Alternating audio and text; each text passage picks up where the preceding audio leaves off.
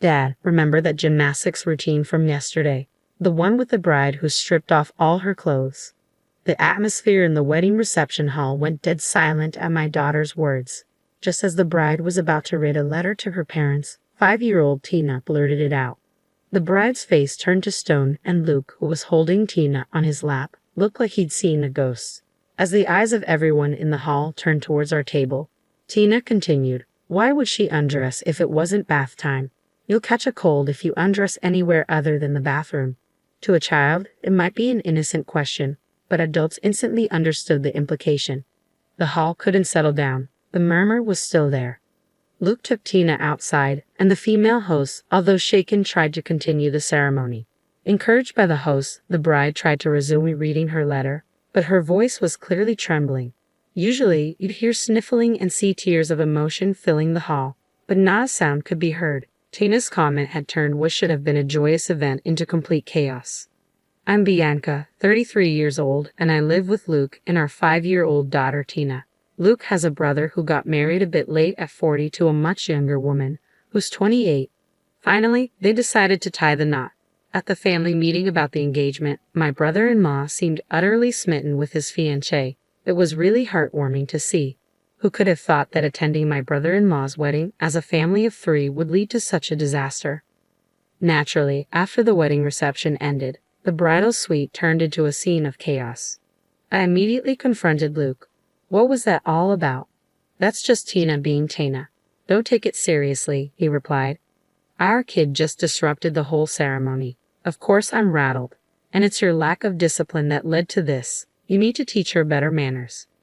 Luke then quickly handed Tina over to me and left in a hurry. I felt like he was running away from me. We were staying at Luke's parents' house that night before the wedding because it took place at a hotel near his hometown, and we live far away. His parents are genuinely kind people. They always have my back. Unlike some of my friends who dislike going to their in-laws, I've never felt uncomfortable there. That's why we had planned to take a week-long vacation around the time of the wedding and relax at Luke's parents' house before heading home. Even though both my brother-in-law and sister-in-law are planning on living in that house, it's spacious enough to accommodate us comfortably. Tina, who's usually told not to run around in our cramped apartment, seemed excited and restless, walking all over the house to explore. Come to think of it, I recall Luke and my sister-in-law being absent for a bit last night when we were having a good time drinking with my brother-in-law and parents-in-law. Mom, Dad's playing around. Tina wants to join in too. I feel like Tina did say something like that. Who would have thought that what she was referring to was Luke and my sister-in-law cheating in the bridal suite? My brother-in-law and sister-in-law spent a long time talking. Eventually, we decided to head to the after-party. Our friends were waiting for us at the after-party, but Tina and I ended up going back to my parents-in-law's house. If what Tina said is true, I am so sorry. My mother-in-law kept apologizing, looking genuinely regretful as we left the hall. "Please stop. Luke is the one who's at fault here. But even though you've done nothing wrong, it's my fault for not properly teaching him how to treat women. No family could possibly teach that level of decency." When we arrived at my parents-in-law's home, Luke was already back, sitting alone, watching TV, and drinking a beer. Standing tall, my mother-in-law broke the ice. "So, what kind of gymnastics are we talking about? I'd love to see it." "That's not it. I was just asking my future sister-in-law to look after my brother." "What a considerate younger brother you are, but I can't imagine Tina lying. She's only 5 years old, and she often says strange things. Tina is my granddaughter, and she's very bright. So, you're taking the word of a bad girl over your own son. Don't you dare call my precious granddaughter a bad girl." "Are you getting mad?" Both my mother-in-law and I had our suspicions about Luke, but we couldn't push it further based solely on the word of a 5-year-old. Luke wouldn't admit anything. He just went into a sulk and locked himself in his room. 2 days after the wedding, both my mother-in-law and I kept an eye on Luke, but he didn't do anything suspicious. Well, my brother-in-law and sister-in-law went off on their honeymoon, so it's not like he had a chance to be suspicious anyway. Meanwhile, Tina, ever the little explorer around the house, found something unbelievable. "Mommy, what does this say?" Tina can't read cursive yet. "You shouldn't be going through Grandma and Grandpa's stuff." "No, it wasn't like that. I found this in Dad's bag." "Is it a letter?" Tina has written to her friends at preschool before. Let me see. Shockingly, it was a letter from my sister-in-law to Luke. No, calling it a letter doesn't quite do it justice. It was undeniably a love letter. The letter read, Dear Luke, the day before the wedding was so exciting, wasn't it? We have to be cautious for a while since we're being watched at home, but we'll definitely have a chance, so don't give up. You're the only one I love, Luke. The reason I married an older man is so I could be with you. Come get me soon. I couldn't let myself break down in front of Tina, so I forced myself to keep my composure. This is a work-related letter, so Mom will take care of it, okay? Okay, Tina replied cheerfully, heading off on another household adventure. So Tina wasn't mistaken after all. She really did see what was happening. I calmly took a photo of the letter and placed it back into Luke's bag. Then I went to the kitchen where my mother-in-law was making pickles. Mother-in-law, Tina found a love letter that sister-in-law sent to Luke. What? As I showed her the photo of the letter on my phone, my mother-in-law's face fell. What is this? It's disturbing. This is unfair to brother-in-law.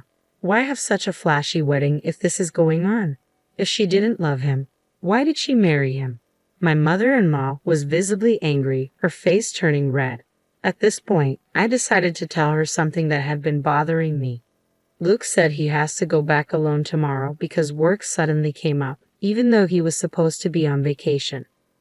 My mother-in-law looked up at me, deep in thought. Doesn't that seem odd? Exactly. My mother-in-law and I exchanged glances, both of us seemingly concerned about the same thing. The timing is just too perfect. Plus, his brother and his wife are on their honeymoon in Hawaii. Do you think they're planning to meet up there? I nodded in agreement. I hate to say it, but brother-in-law is a very kind person who is unfortunately a bit naive and easily deceived. There is no doubt in my mind that the two of them plan to have a secret meeting without brother-in-law noticing. After all the trouble to finally get married, he ends up with a woman like that. It's even sadder because they seem so happy. Let's go with that. Mother-in-law suddenly stood up and began washing her hands. All right, start packing for Hawaii. Your father's coming too. What? I was genuinely surprised by mother-in-law's sudden declaration, but she looked at me and smiled, clearly pleased. We're going to expose everything. Do they have any idea how much we spent on that wedding? Just because he's marrying a younger woman, we even chipped in 30 grand. This is no joke. We're definitely getting that back. I couldn't help but applaud mother-in-law's determination and immediately started to prepare as well. For some reason, mother-in-law seemed strangely excited, and deep down, I was excited too. Just wait, we'll make them wish they were never born. The next morning, Luke was having breakfast, trying too hard to keep a straight face. It's really a shame you have to work after finally getting some time off. Just relax and enjoy your time. Even though no one was listening, Luke loudly announced his departure, then left in a flurry. We quickly packed our bags, our parents-in-law, Tina, and I left about 2 hours later. Luckily, we got the tickets and a hotel with no issue. Tina was thrilled, shouting and playing. We chose a lodging spot a bit away from the hotel where we heard brother-in-law would be staying, so we wouldn't attract attention. Upon arrival, mother-in-law decided to call brother-in-law to see how things were going. How's Hawaii? Responding to mother-in-law, brother-in-law's relaxed voice came through the speakerphone. It's warm and relaxing. We're planning to go to Sea Life Park, Hawaii tomorrow. Look forward to some souvenirs. Brother-in-law seemed to be having a great time but mentioned, well, my wife is going out to dinner with a friend who lives in Oahu tonight, so I'll be alone. Hearing that, mother-in-law lifted her gaze and exchanged glances with me. No doubt Luke and sister-in-law are probably having a secret meeting tonight. Well, enjoy Hawaii. Mother-in-law decided to hang up, perhaps concluding that now was not the time to say anything. It's sad for brother-in-law who is in the dark about all of this. Who would have thought we'd catch Luke and sister-in-law on a date as soon as we landed? Though we have valuable information, my emotions were a mess. I wished it were a lie. I wished it were just sister-in-law's one-sided affection, but Luke had followed her all the way to Hawaii. Ignoring this wasn't an option anymore. After discussing with my parents-in-law, we decided that father-in-law, who could blend in the most, should tail sister-in-law as she left the hotel for her date tonight. Father-in-law put on a hat and a mask, transforming into an unnoticeable passerby in seconds. Way to go, Dad. You're completely unnoticeable.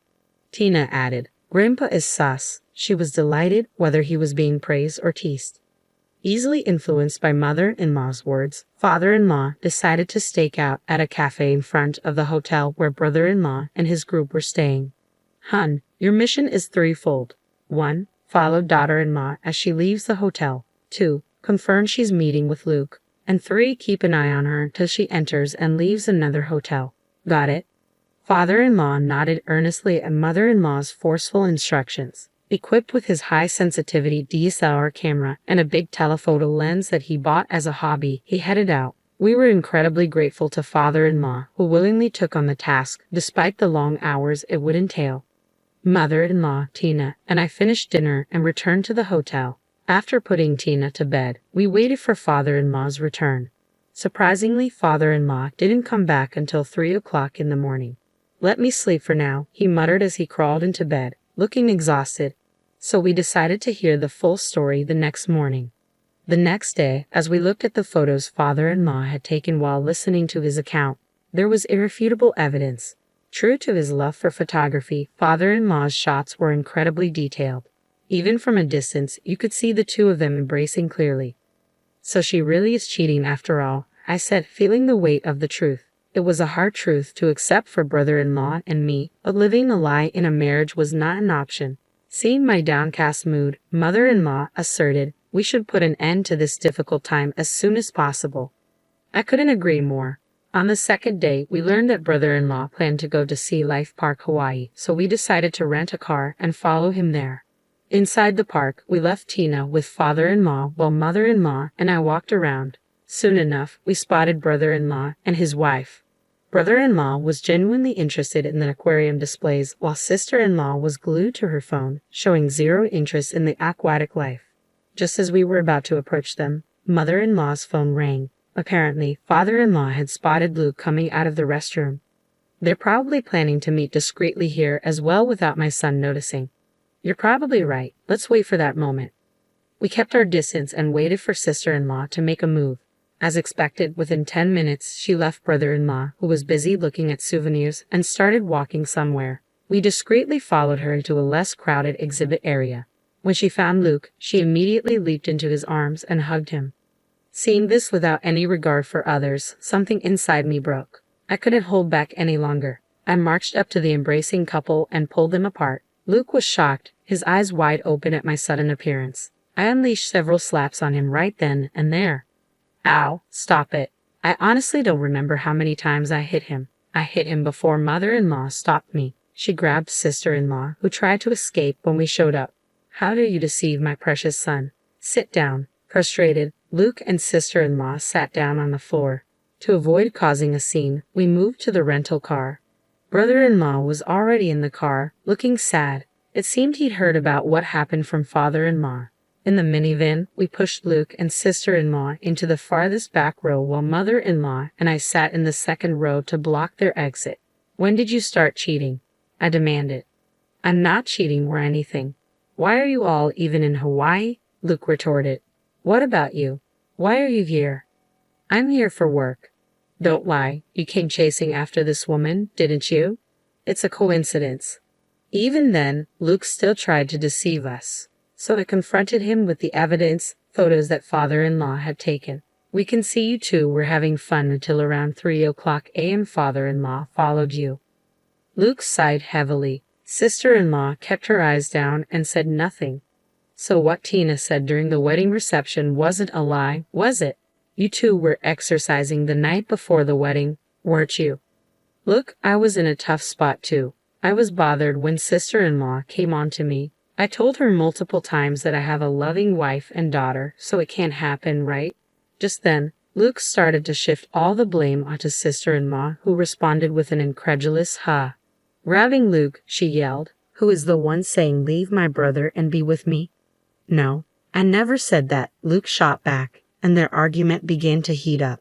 Back and forth they went, arguing about who said what. I didn't come to Hawaii to listen to this nonsense. Finally, I couldn't hold back any longer. Enough. I don't care who initiated it. Why can't you just apologize when you clearly betrayed me and brother-in-law? I'm the victim here, Luke insisted. If you try to dodge responsibility anymore, I'll make your life a living hell. What are you planning to do?